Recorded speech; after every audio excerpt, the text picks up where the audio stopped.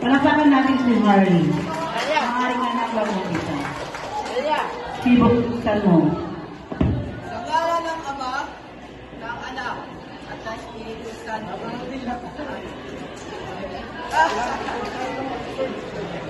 Mga Indio! Wala kayo karapatang labas tanganin ang aking pangalan.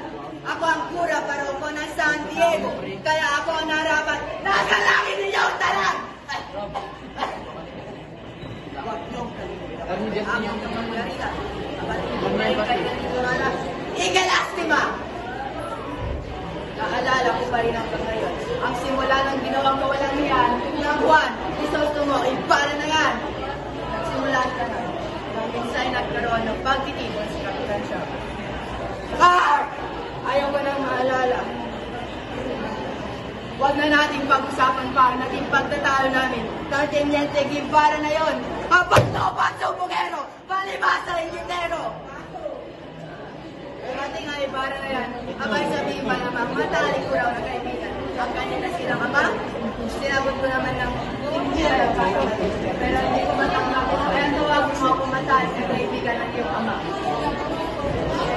Pakulay siya, at isa-isa na kamuha. Ang mga Indio, nila nakalimutan kaming mga kura ang dapat na unahin. Malaki nagsisipak ko ang bawat siya na aking madadaanan. Si Calito, si Baton!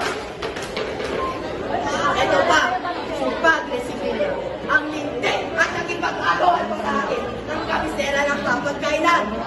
Natural, ako pa rin ang naik sa ulit. Tunay na makapangyarihan.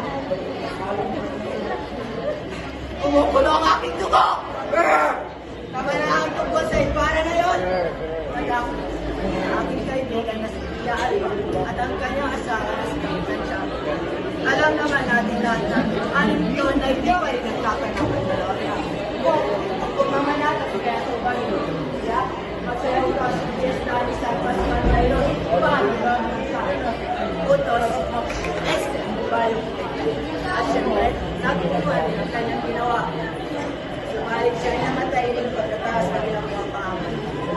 Ang aking anak, inaanak, si Maria Clara, ay sadyang aking pinapagpapalad. Di ako nakakapayag na mapama siya. Itong si Ibarra na may nalaman na ang aking ginawang kabutihan sa kanyang amang si Don Rafael. Alam niyo ba kung ano? Ha? Alam niyo ba? Ako lang naman ang may pakana na ito'y herehe at pulipustero. Ang kaawang Don Rafael, walang nagawa sa pagkakabilanggo sa kanya. Hanggang sa siya ay mamatay! Magpalahin naman siya ni Satanas sa impyerno!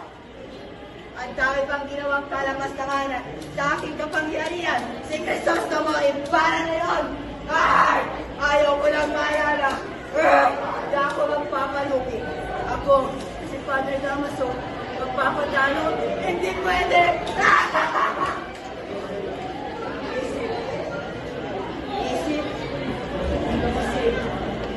Sige, isip pa! Akin siyang ipagkakanulo. Siya ang pagbigan na kung utak ng isang magaganap na rebelyon. Umanda ka na Ibarra dahil susunod ka na sa iyong ama.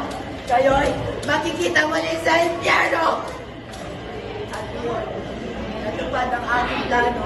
Gaya ng aking inaasahan. Nakulong si Ibarra!